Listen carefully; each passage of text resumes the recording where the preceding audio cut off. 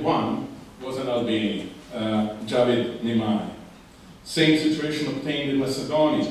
Communist Party of Macedonia in December of 1948 had also 45 members, only one of whom was an Albanian. In fact, there was a decision to dissolve the Regional Committee of the Communist Party for Kosovo in 1945, which led to mass resignations of not particularly numerous Albanian communists in Kosovo, and it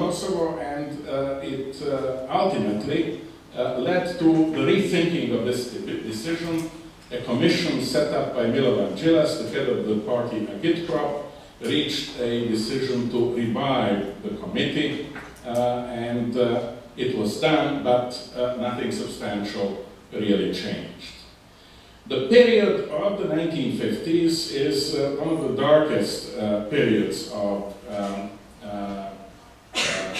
in the history of Kosovo, and I would say generally, despite certain attempts to move away from the Soviet model, it was not a particularly happy period in many other parts of Yugoslavia.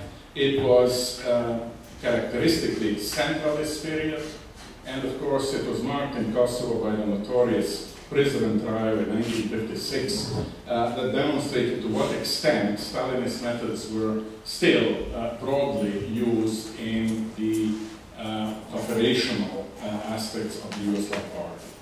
But it was also a period when some members of the leadership were rethinking the logic of such behavior. In 1957, there was a republication of Edvard Kardel's Slovenian National Question, a pamphlet that was published before the Second World War. Kardel, of course, was the #2 or maybe #3 figure of the regime in this period. And in this new introduction, Kardel is talking about the danger of revival of great state hegemony in Yugoslavia. He didn't say Serbian hegemony, but he did say the great state hegemony, and those who could read, I think, got the message. So this was the first incident from this relatively early period where a new set of conflicts was essentially being announced. Situation would change, and now running out of time and running rapidly, with the fall of Alexander Rankovic in 1966, and the slow moving away from centralism as the consequence of federal reform at that point. Incidentally, this led not just to the rethinking of policy of Kosovo, it was aided to a significant extent by the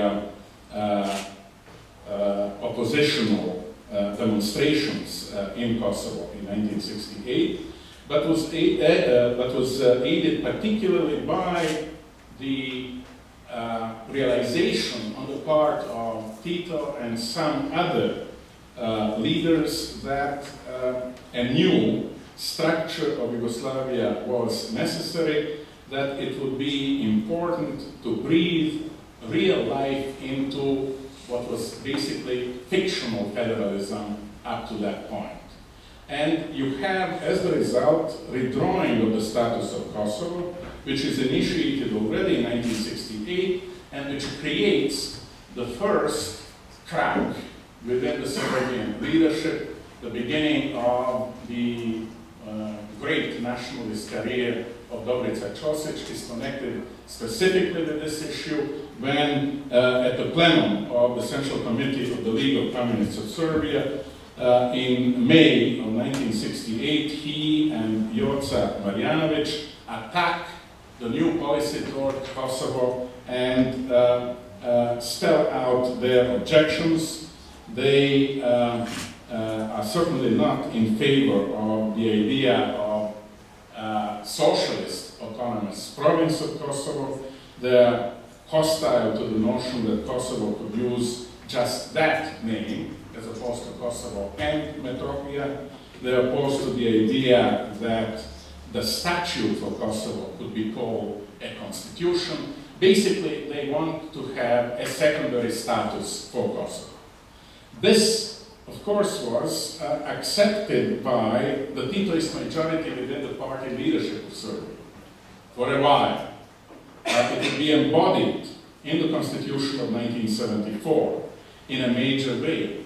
We have references to the fact that Mahmoud Bakari, for example, in negotiating with Tito, agreed to the autonomy status that the Constitution of 74 guaranteed, because Tito said to him that it was as good as Republican status, but without the fuss that the Republican status would inevitably engender.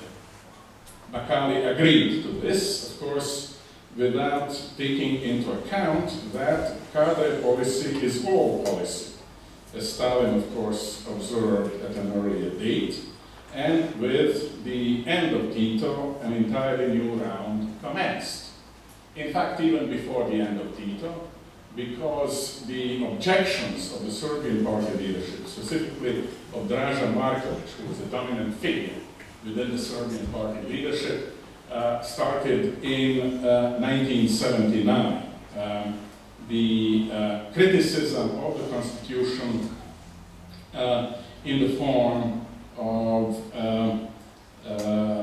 the so-called blue paper that basically asked for the re-centralization of the state.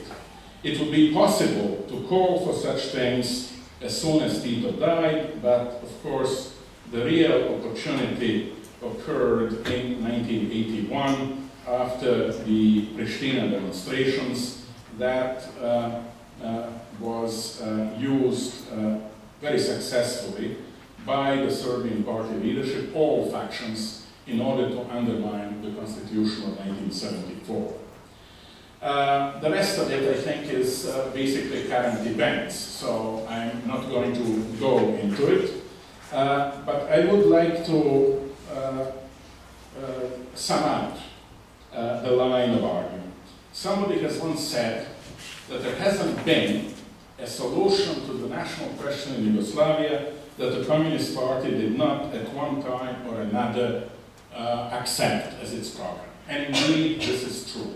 We have seen from total centralism and unitarism to federalism to secession of the constituent parts to new type of federalism, which was in fact realized in the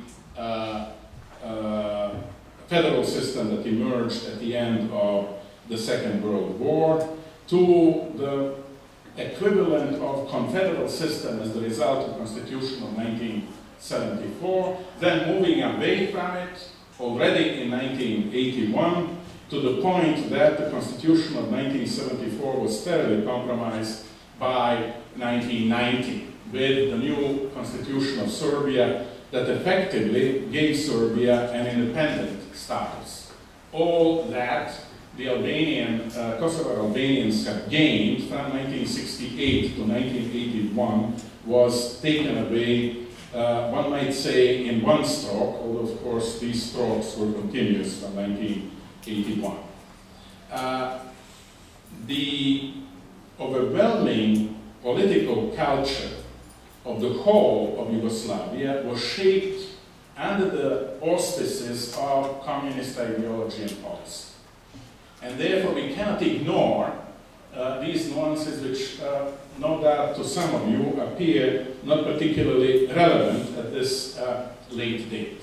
I think that the ways of thinking about identity, about nationhood, about rights, etc., have all come out of this particular overcoat and are still, to a very significant extent, with us. Therefore, I think that it is extremely important to bear this history in mind and to see in it not just opportunistic jockeying for dominance, which is one reading of this particular set of events, but also as something that has very profound effects for all sorts of public policy in this part of the world.